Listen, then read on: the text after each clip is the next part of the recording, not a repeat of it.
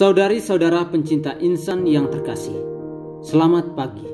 Selamat berjumpa lagi di hari ini, Senin 4 April 2022. Kita akan mendengarkan permenungan yang dibawakan oleh Pater Gunther Diusnitbani CMF, seorang misionaris Claretian yang bertugas di Paroki Lolotoi, Keuskupan Maliana, Timor Leste.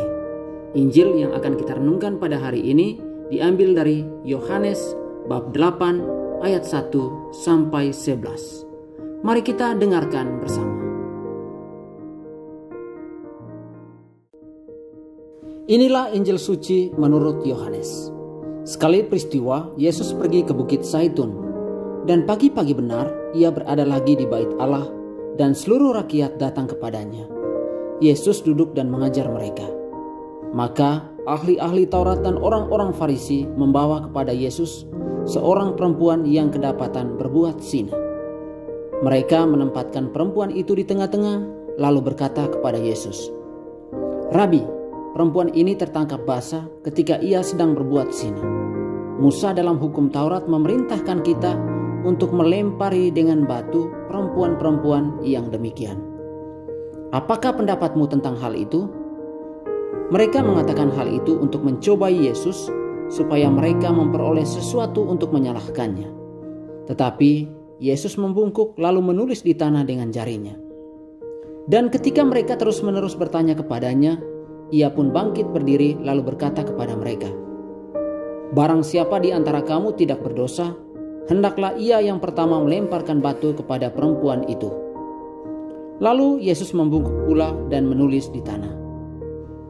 Tetapi setelah mereka mendengar perkataan itu, pergilah mereka seorang demi seorang, mulai dari yang tertua.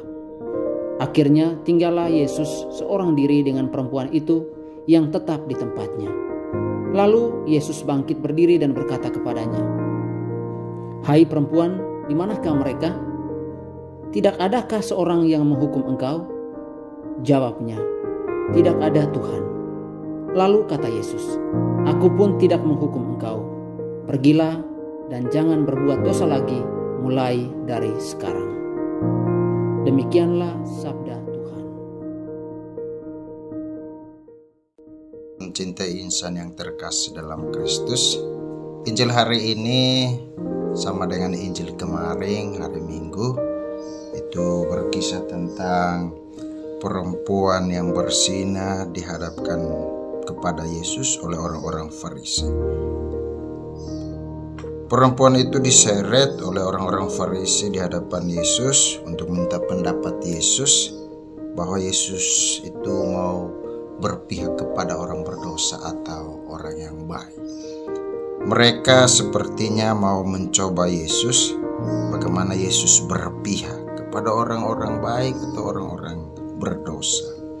Yesus sepertinya mengungkapkan ungkapan yang marah kepada orang-orang Farisi yang lebih mengadili orang-orang yang berdosa. Sepertinya ada ungkapan-ungkapan keras kepada orang-orang Farisi yang menganggap diri tidak berdosa. Bahwa apakah Yesus toleran dengan orang-orang berdosa atau tidak? Benar-benar bahwa Yesus tidak mencintai atau tidak suka dengan kesalahan atau dosa itu. Yesus hanya saja mencintai orang-orang berdosa yang memiliki harapan untuk memperbaiki diri, berharap kepada Allah, belas kasihan Allah. Bagi perempuan berdosa yang adalah perpanjangan belas kasih Allah dari Yesus, kenyataan bahwa Yesus memberikan sebuah harapan dan menyuruhnya pulang kepada Allah. Yesus memperbaiki hidupnya dari dosa untuk berbuat lebih baik lagi.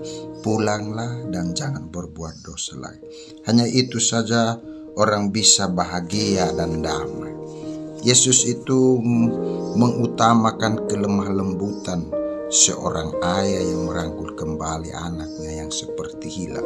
Berbuat dosa sama seperti kehilangan, tetapi memiliki sikap berharap akan belas kasih Allah. Yesus menunjukkan sikap belas kasih dengan mengampuni dosanya dan menyuruhnya untuk pergi tidak berbuat dosa lagi. Yang perlu kita ambil dua makna dari Injil hari itu adalah, pertama, kerap kali kita menganggap diri kita paling sempurna, paling suci, dan melihat orang lain berdosa yang perlu mendapatkan hukuman.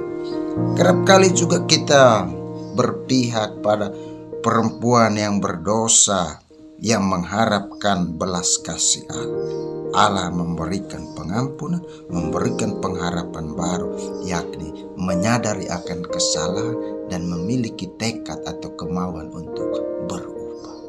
Itulah masa pertobatan yang sedang kita jalani dalam masa Prapaskah ini.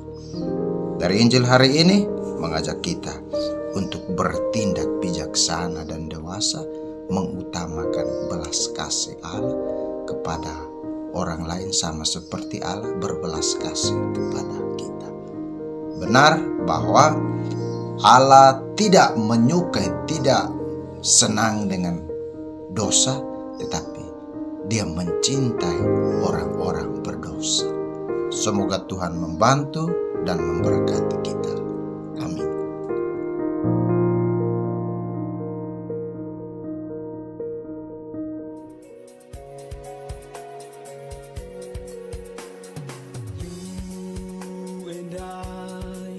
We are here today, be witnesses of joy, be messengers of joy.